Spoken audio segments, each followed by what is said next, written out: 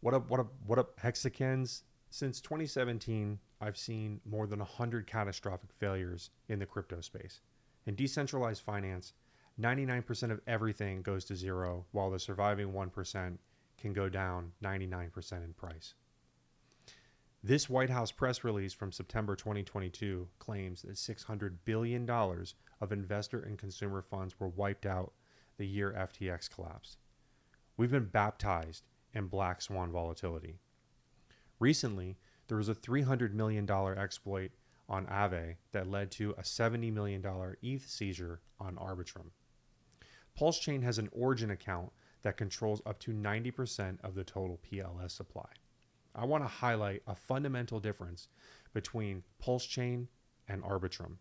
Arbitrum used a kind of censorship not possible on PulseChain, even with 100% control of the PLS and 100% control of the validators.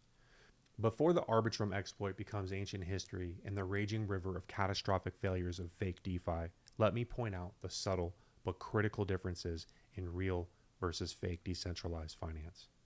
Here are the important distinctions. Imagine PulseChain's origin accounts controlled 90% of all the PLS supply, 90% of validator power, most block production, most economic weight on the network. Many will immediately assume, along with bad actors in the space who actually know better, total user control, arbitrary confiscation, wallet freezes, and selective censorship. But that assumption confuses two different forms of power: chain level power versus account level administrative power. An entity controlling 90% of PulseChain's consensus could halt the chain, censor transactions, reorganize blocks, dominate validator selections, and overwhelm minority validators. In other words, they could disrupt or control chain operation itself. But that is very different from surgically freezing one wallet, targeting one specific token, selectively confiscating assets, or blacklisting one user while the network operates normally. This matters because Arbitrum demonstrated that a small governance group could freeze a specific asset on a specific wallet while keeping the rest of the network operational. That resembles Visa, PayPal, and banks, traditional financial settlement systems. The system remains online, but the selective users lose sovereignty. PulseChain's base layer works differently. Even if PulseChain's origin accounts controlled 90% of the network, validators still validate consensus, still produce blocks, still secure chain history. But validators do not possess protocol-level freeze commands, wallet-specific blacklist powers, selective confiscation tools, or arbitrary asset seizure functions. The base layer itself does not contain freeze this wallet, disable this token, reverse this user's functionality. To freeze assets selectively, additional control layers must exist. Admin keys, privileged smart contract functions, blacklist systems, upgradable contracts, governance override mechanisms, centralized sequencers, and discretionary intervention authority. That is fundamentally different from simple majority chain control. The difference between destruction and precision control is a 90% validator majority can potentially damage the network, halt consensus, and create instability. But precision financial censorship is different. Precision censorship means targeting one person, targeting one asset, or one transaction while everything else continues functioning normally. This is how modern banking systems operate. The social consensus problem. If PulseChain's origin accounts abused overwhelming validator dominance, the remaining community could socially coordinate, fork the chain, reject hostile validators, and migrate economic activity elsewhere.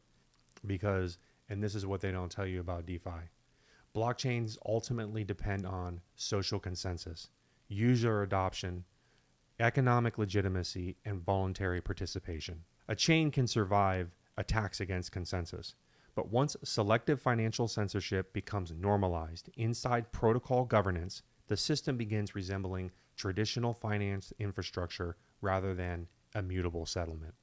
Despite a 6-year history of benevolence documented on-chain with hex origin addresses known to the community, there will be indefinite FUD and doomsday scenarios regarding the 90% control of PulseChain's blue chip ecosystem.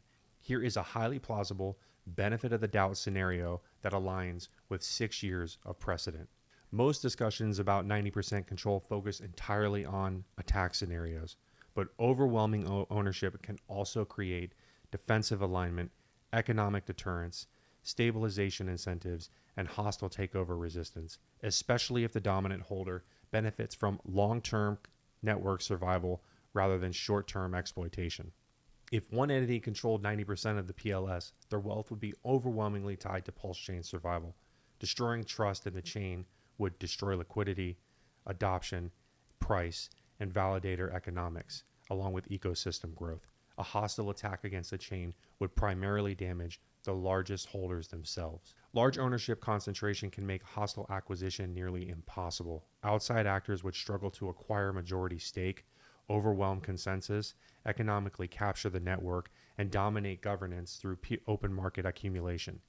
In theory, the dominant holder acts like a defensive economic fortress, preventing external capture. Defense against state pressure.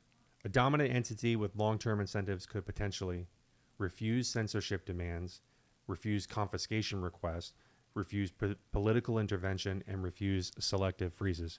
Because their incentives may align with preserving neutrality, protecting immutability, and maintaining credibility, this creates an unusual dynamic. Concentrated ownership combined with decentralized rule enforcement. Social consensus as a constraint.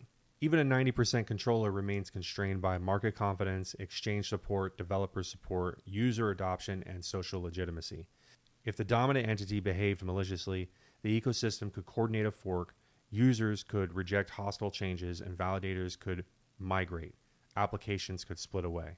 Blockchain systems ultimately depend on voluntary consensus, not pure force. A 90% holder can resemble a nuclear superpower. Their overwhelming dominance discourages external attacks, hostile takeovers, and economic capture. But using that power aggressively could destroy trust, damage legitimacy, and harms their potential position. Therefore, overwhelming power may become primarily defensive rather than offensive. Shortly after Arbitrum seized $70 million of Ethereum, Richard Hart posted, DeFi didn't get hacked, admin KeyFi got hacked. Hex, PulseChain, PulseX, and ProveX coins have no admin keys.